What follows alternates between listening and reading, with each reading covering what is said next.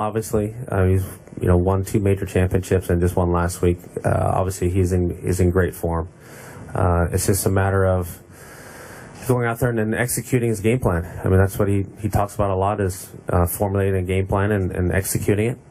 And this is a golf course in which you have to do that. You have to execute it and trust it. All right, so Spieth could make history, Stephen A., but is it still a bigger story if Tiger wins over Spieth? To me, this is straight out. I'm not going to blame you, Molly. Please don't blame me. I didn't do anything I'm not going to hold you accountable. Do. This is all Skip Bayless. You can just see it, just sneaky self, just throwing in one of these questions because, oh my Lord, he knows how I am. There is no way that even if Spieth wins 3 straight majors, okay, and literally is on the cusp of capturing 4 in 1 calendar year, which has not been done. Let me tell you something right now. It still doesn't compare to if Tiger Woods wins this.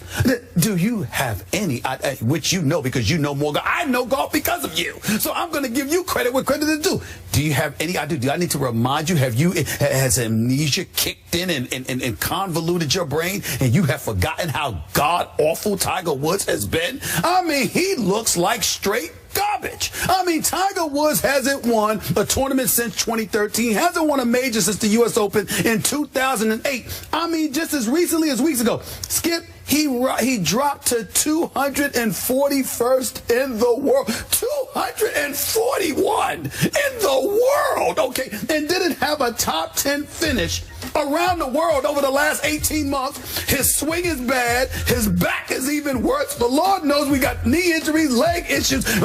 He clearly has emotional issues. I don't know whether he needs to see a psychologist privately or does he need to go on national TV with Dr. Phil and hash out his issues. Whatever the case may be, everywhere you turn, Tiger Woods got problems. He's got problems with his swing. He can't keep a coach. He's on his 4th coach. I'm hearing he's about to let Como go and get rid of him, which will make a 5th coach. The swing ain't consistent. The clubs ain't consistent. His health is unreliable. Emotionally, he's warped. And oh, by the way, he's sitting there, and the most profound thing he has said is, I don't have a double ARP card. I'm not retiring. I'm still there. I'm near. I'm right there. Right where? Right where? St. Andrews, you're on the course. We know you're there because we saw footage of you being there. But in terms of your game, it's been going for quite a long time. And then all of a sudden, Tiger Woods comes out of nowhere and wins?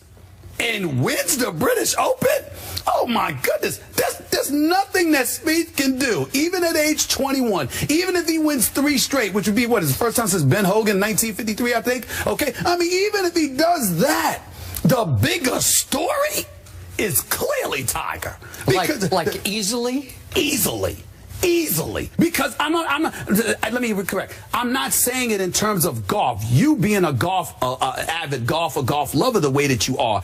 For golf aficionados, sure. I'm talking about in terms of a story, headlines, paparazzi type stuff. You know what I'm saying? Everything from the New York Daily News to the Washington Post to the National. I'm talking about everything. I'm talking about headline material.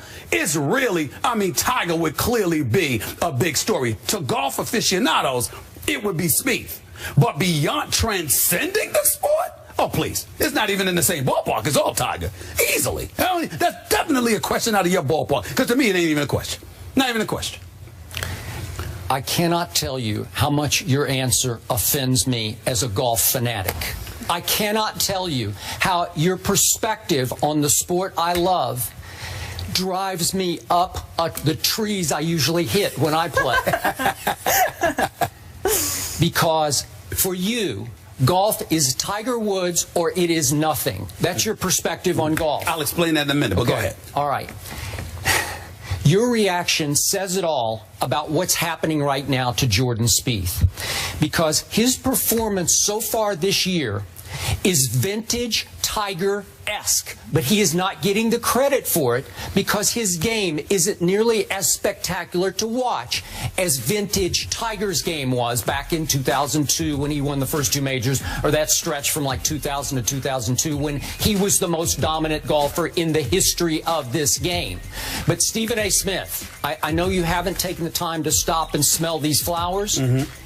What Jordan Spieth has done in his first 18 starts of this year is right there with any great streak in all of Tiger Woods' career. Because in Jordan Spieth's first 18 starts this year, he's won 4 times. He's come in second 3 times. He even came in third once. And he won the first 2 majors, and he is now favored, thanks in part to no Rory McIlroy and the British, he is favored to win the 3rd leg of the Grand Slam, as you point out, for the first time since the great Ben Hogan did it in 1953, 62 years ago. And Jordan Spieth, as Molly pointed out to start this off, is 21 years of age. But Tiger Woods' game was captivating. It was scintillating. He was a thunderstorm waiting to happen on the golf course. He was can't take your eyes off riveting. And all I ever hear about Jordan Spieth at age 21, the standard line is, oh, he doesn't do anything great. He just does everything very well. Even though I think he's a great putter, because Tiger Woods in his heyday was the best putter, one of the greatest putters ever. And right now, so is Jordan Spieth for the first 18 starts of the year. I think Jordan Spieth's poise under pressure is great. I'm going to go out on the limb. It's already starting to look all-time great to me, but we need a little more proof there. Right. But because he's not Tiger Woods, and he's not captivating, even though I got to say, the TV ratings for that John Deere and the playoff that he won last weekend, they were pretty good. I think he is starting to move the meter. Will he ever move it the way Tiger did? No, because there's nothing startling about his game. He doesn't hit it off the planet. He did hole out his second shot, I'm sorry, his 3rd shot on 17 the other day for an eagle. I think he is a dead-eye, mid-iron player. Right. So these things, see, you're like, next, you know, show me what else, right? Allow me to help you out, because, you know, you do get a bit emotional about your golf, and I totally understand. You make me emotional. I totally understand, and I appreciate where you're coming from, Skip Bayless. Well, that was the emotional one. But again, we're speaking factually here, and factually speaking, the question wasn't about Spieth's game. The question was about what's the bigger story. So allow me to enlighten you. Our researcher extraordinaire provides me with this information. Woods' Masters Sunday victory in 1997. I believe that was age 21, if I remember correctly. You know what the rating was, Skip Bayless? 14.1 TV rating. Did you know that? I'm not. I think you did, because you know all of this stuff. Well, second best, as you well know, it was a sociological breakthrough. First black man to win at Augusta. Hey, again, I'm going back. Bigger story, not game. See, you talking about the game.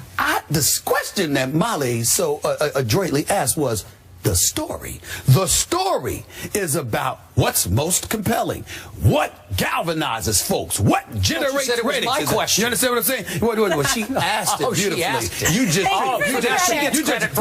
just tricked tricked her into asking it. I'm just breaking it down to you. I just love this homework right here. The second best rating, Skip, was Woods' 2001 victory at Augusta National. That was a 13.3. Now let's go to Spieth, okay? Won his first Masters in April. What was that number, Skip Bayless? 8.8. You see the difference? It's like 6 full points. So now, what do we get to? What we're talking about is this. You being a golf lover, going to your country clubs or wherever you go in Bristol, Connecticut. I play at public golf courses. Well, you know, you do that I'm a man of the people. But let's not He's act not like... Hollywood, Stephen A. Please, look at that suit. The man is Hollywood, okay? Let's stop it, all right? We all know what time it is. You might go to the public course in Bristol. You at the country clubs everywhere else. Stop it. Hey, Ernestine, don't make me call Ernestine now. So here's the deal. By the way, you'll call Ernestine. Thank you so much. Here's the point, Skip Bayless. I tried to tell you this on many occasions. When you look at the sport of golf and you look at a guy like Jordan Spieth, I recall you talking the same exact way about Rory McIlroy. You know, in terms of the greatness, the potential that was there. Could he be the next Tiger? We had that debate right in Bristol on the set. I am simply saying to you, when you talk about all of these guys, you talk about golf. When you talked about Tiger Woods, you talked about so many different things. And it wasn't just his golf. It was the impact he had on our society, how he transcended the sport, etc. Because whether America wants to accept it or not, when we're watching everybody else, we're watching golf. When we watch Tiger Woods, we think about a potpourri of things. Because Tiger Woods was, even though there were those who preceded him, when it comes to Tiger Woods, folks outside of the white community felt welcomed. When it's without Tiger Woods and we're watching golf, a lot of folks, unless you're a golf aficionado, you don't necessarily feel invited. I'm not blaming anybody for that. I'm not saying it's a negative. I'm saying it is a reality. When you are watching all of these other golfers, it just gives the way they are celebrated, the way they are talked about, the stories that circulate, etc. You just get the impression it's that little old boys club, that little cocoon, and this is what we do. Now y'all can watch from afar, y'all can watch from a distance, but this is what we do. Whereas when Tiger is playing, everybody feels invited, and that is why Tiger Woods would be a bigger story than Spieth. Period. Okay. You forced me to point out again, there's a litany of professional black golfers who came before Tiger. I told you, who were all very good, and I don't have time to list them all, but I've done it for you before. I mentioned that because you told me that. And I'm going to say this again. Maybe my perspective is warped because I grew up on a public course that I just got to play back in my hometown of Oklahoma City called Lincoln Park, Lincoln East and Lincoln West. And a whole lot of black people played on that golf course when I was growing up in the 1960s. And I went back and I saw a whole lot more black people who still play there. So I always thought everybody plays this game. That's my perspective. Your perspective is always to look at golf through the black perspective, and I try to look at golf just from a golf perspective. Is that fair? That's totally fair. But what I'm saying to you is that if you're growing up in the inner city community and you're not exposed to those kind of things, and a plethora of our society is pretty much from the streets, whether it's white, black, Hispanic, or whatever the case may be. Everyone doesn't live in affluence. As much as we talk about America being a great, great nation, when you talk about, millions upon millions of people being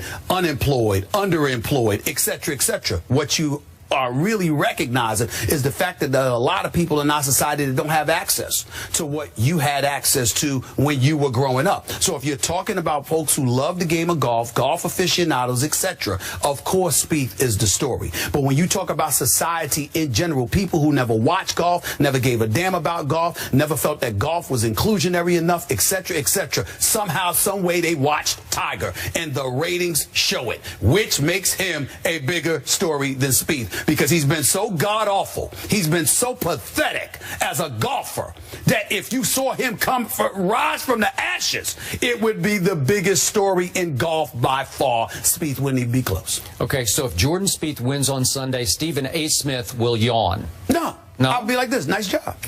Nice job. Nice job. Very, very. That's it. Great performance. Great performance. Great performance. Nice job. But I guarantee you this. Will you do a golf clap or a golf clap? Let me put it to you this way. I guarantee you that if Jordan Spieth wins, we come in Monday on First Take, and we do probably the first block. But if Tiger won, it'd be 3 different segments in the show.